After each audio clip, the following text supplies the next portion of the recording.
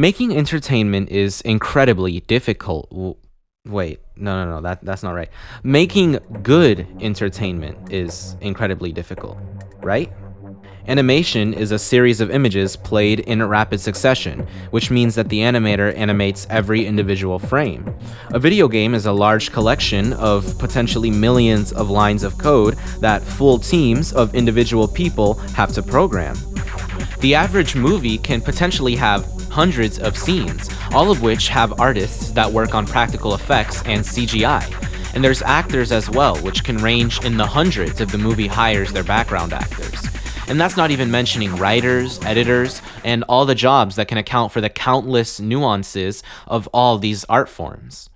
With all of that in mind, why can a single person make a game better than full AAA Why can an independent studios? Animator make something better than like 10 of the other animated works? Why do some YouTubers have better writing than movies with budgets ranging in the millions of billions of dollars? Why can individuals make content better than full production teams? Well, there's one simple answer to this question. They don't.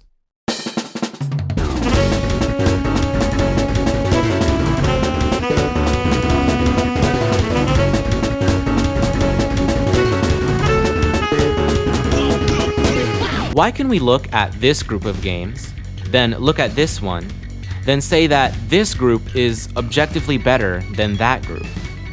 Well, here's the thing. It's a very subjective matter. Many people will tell you that it's because of passion, others because of jankiness, and some will say that it's because they want to avoid monotony. All of these points are valid. It's a lot easier for a small group of people to have passion for a small project than it is for a full-scale production team. Basically, every AAA game releases half-baked and slaps on an early access label to justify its brokenness, and many AAA games today are just reskins of their predecessors, increasing the overall boringness of them all. See Modern Warfare 3. But that's what everyone says, and while those are all partly true, that's not what I'm gonna say, even though I just said it. But the point is, my perspective on this is that most of these games are not better in the practical sense than those games. People often just want to say that independent developers have more passion than AAA developers and therefore their games are better, and while there may definitely be some element of truth in there, it doesn't really account for the full story. I mean, look at Arrowhead Studios. As of writing this script, they have employees. You can definitely call them a AAA studio. And look at their most popular game, Helldivers 2. That game has been praised for its interactive storytelling, cooperation, visuals. I mean, it revived a whole genre of games. Do the AAA developers of Helldivers have passion? Well, the obvious answer is yes. Clearly, the lines that divide indie developers and AAA developers are not as clear-cut as you'd think. And this doesn't just apply to games, it also applies to animation and movies too. There are probably thousands of independently made animations on this platform alone, some of which reaching absurdly high levels of popularity. And if you've been on YouTube long enough, you know that there was a time where it felt like everyone and their dog was trying their hand at making cinematography. So why are so many of these projects good? Or at least so popular? Let's look at Project Zomboid. Based on several sources, Project Zomboid, an isometric open-world in-depth zombie survival game, has 15 to 20 employees working on it. And if you look at the game itself, it's definitely not the highest performer when it comes to visuals.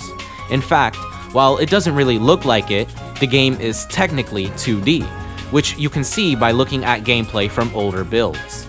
Now, why do we like this game better than something like Modern Warfare 3? If we compare them in this Venn diagram, we get these results. As for the differences, Modern Warfare 3 is a first-person shooter, it was made by a AAA studio, it has a campaign, it has high-definition graphics, and it has mostly negative reviews, etc. Project Zomboid is an isometric survival game. Their studio literally has the name indie in it. It has no direct story, low-spec graphics, and very positive reviews. Now, what do they have in common? Their developers have often been criticized in the past, and the games have been subject to several controversies. There are several factors that influence the reputation of both of these games, but I think what ultimately cemented them as inherently mostly good and inherently mostly bad games were the players themselves. Hear me out here. Players are the ultimate decision makers for the fate of a game. If players unanimously dislike a game, the game is overwhelmingly negative. And if the game is decided to be good, then the game is overwhelmingly positive. If players decide not to play a game for whatever reason, or even if the player count for any game is lower than average, the game is dead. A term made by the players themselves. Yes, there are aspects of many games that are objectively and definitively bad, but all games have objectively bad aspects. Sure, games like Modern Warfare 3 are obvious reskins of their predecessors, but a lot of good games like Lethal Company are extremely boring and lifeless without multiplayer. Sure, the developers of the day before have made terrible mistakes in the handling of their game, but the developers of Project Zomboid also have a history of reckless actions regarding theirs. The difference here is that players of each demographic prefer one game over another. Why is that? Well, that brings us to my next point: transparency. Transparency is what I believe to be one of the major contributing factors to the success of any given game. I think it vastly overshadows many of the other aspects proposed to lead to the downfall of a game. For example, let's use Project Zomboid again. Project Zomboid is 11 years old. It used to look like this. Now, if Project Zomboid managed itself like a lot of games do today, it would have died off a while ago. However, since its inception, Project Zomboid has had a website with a page that gives updates on what exactly is going on in the game's development process. These posts create excitement in the community, allowing the thought of the game to linger in their mind as they see all these projections, progress maps, and previews of how the game will look. Build 42 of Project Zomboid is a perfect example of this. For those who don't know, Project Zomboid is in Build 41 right now, and the community has been waiting for 42 for a while now. The current build of Project Zomboid was released almost 3 years ago. What if the developer team released it and never spoke about Build 42 after that? There would be no progress map, no potential release date, no information, no nothing. This would leave the Project Zomboid news YouTubers devoid of updates to make content on. Videos that often get hundreds of thousands of views, spreading the word and even introducing the game to new players. And what we saw was what we got. Even if the developers had not always delivered on their stated estimated release dates, we can still be sure that when Build 42 is eventually released, it will have everything promised. If not for the Project Zomboid news page, I believe the game likely would have died out a while ago. Now let's look at the day before. It was announced, many promises were made. It even became the most wishlisted game on Steam. But at one point, it became clear that the developers were hiding something. After so many years of development, all we got were trailers, cinematics. It was a bunch of smoke and mirrors. The developers of the day before tried to deceive us into thinking that they had a good game, or a game at all. But that's where their mistake was made. The players are the ultimate decision makers, and they would not take the attempted deception lightly. Just as Project Zomboid accumulated several channels which reported on the news regarding its development, the day before had channels reporting on just how terrible it was. Now, I'm not saying that the players here are the bad ones, just some tyrants that randomly decide what games live and die. What I'm saying is that developing a fan base, and getting on their good side, is a core aspect of a successful game. It's the reason why so many YouTube indie game developers are so successful. Depending on their format, YouTube videos are great for creating a personal connection between developer and player. One of the primary ways they make this connection is by subscribing to their YouTube channel. something that you should do to lack of transparency is the most common feature to be found when looking at failed games or universally disliked games. When we look at successful, beloved games, we can get a clear image of what they were doing right.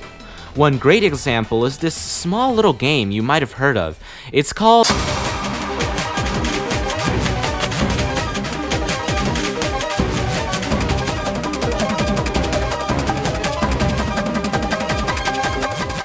Terraria is an amazing example of the developers being as honest and as transparent as possible. They have developer news and announcements and public projections on what will be added in the next update. The Terraria YouTube community is also a major contributing factor to this transparency. And just to show Terraria's dedication to their player base, they've added several in-game items referencing content creators such as Chippy's Couch or Waffles Iron. They have also referenced other games such as Stardew Valley and even Project Zomboid themselves. The Terraria community is thriving, and so as a result, Terraria is thriving. That is what I believe to be the factor that provides a game with success. With time though, games do just get old. Many a game has died simply due to the player base moving away from it and to the next big thing. But there is something that games have done to counteract this. It's a sort of insurance, as long as your game isn't bad, that extends a game's lifetime far beyond its expected death date. And that something is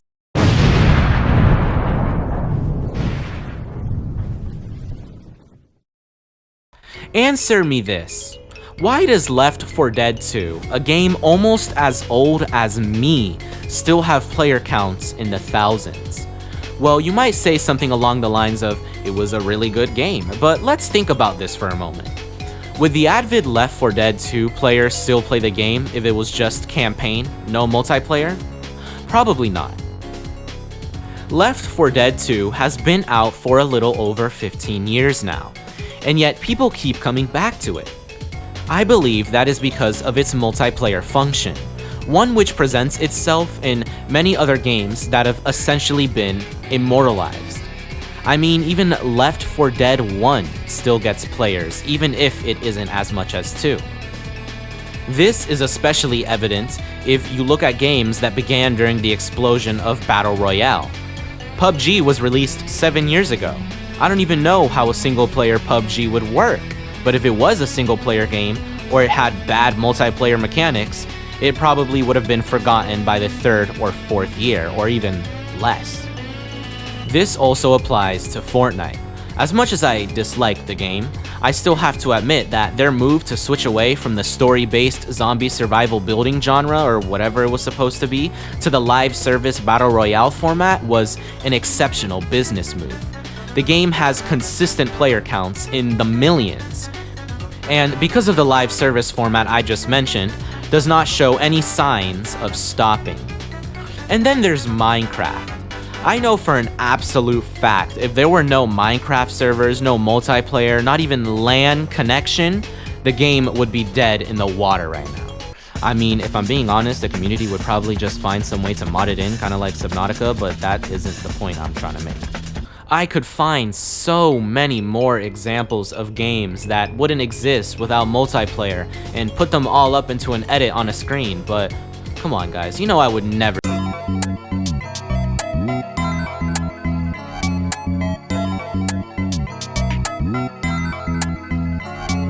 In conclusion, I love to see how passionate some game developers are, and I really hope this video inspired someone to make a game or continue working on some project that they forgot about. I hope that as time goes on, we as a community view games outside of just their graphics or their mechanics, but view them from the perspective of the people who spent time and money working on them.